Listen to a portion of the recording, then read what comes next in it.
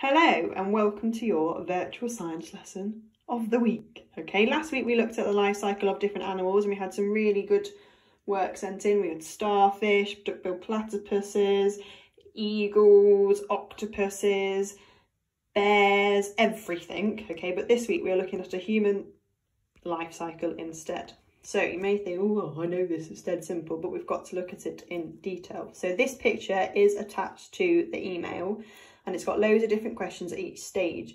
That is the minimum amount of information we need from you. Okay, it's not the maximum, you can give us more by all means, but these are the minimum.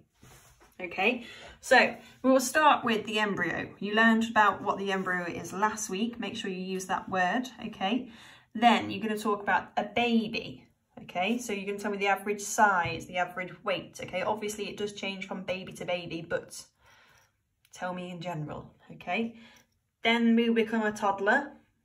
Yep, how is a toddler slightly different to a baby, but also how is a baby different to a child? Okay, then so you're all at a child. Think what the age range is. When do you start being a child? When do you finish being a child?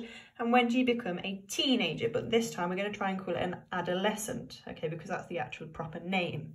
Now this one's important and we will come on to learn about this more in a few weeks' time. But when you become an adolescent, your body starts going through a different stage, okay? So you need to tell me what that is. You don't need to tell me in detail, you just need to tell me what that new stage that your body will be going through is called, okay? Then, once we have finished being a teenager, obviously we become an adult. Now, I have put on here what's the age range of a young adult and what's the age range of middle age. Think about the adults you know, okay? Be sensible. Don't offend people. Try not to, okay? So think like me, Mr. Swingler and Miss Cornish are all a similar age, but obviously we are all adults, okay? And we might be different to your parents, who might be different to you, or will be different to your grandparents' age, so think about those age ranges. Now, the reason why my adult then goes back to the embryo, because obviously an adult can have a child. Yep, so you don't have to do a female, a lady, you can do a male, because obviously a male is still involved in making a child, but that is year 6, don't panic.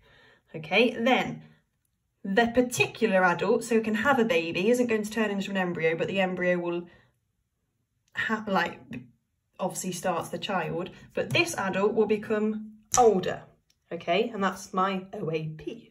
So when do you start old age? Your parents aren't old yet, however much you think they are, they're not yet, okay?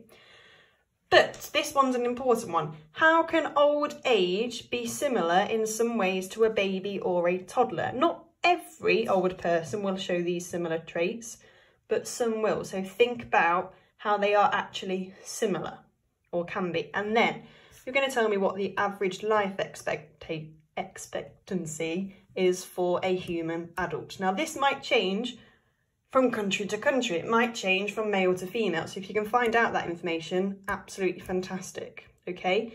The orange words, the ones underlined, are the ones you have to use this week, okay?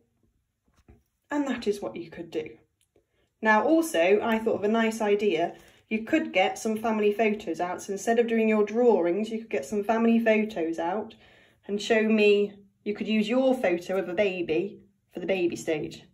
Now obviously you're not going to have you as an adult and an old person yet, but you could use other family photos to show me. I just thought that might be a nice way to do it differently to this one. Okay, I look forward to seeing them. Bye.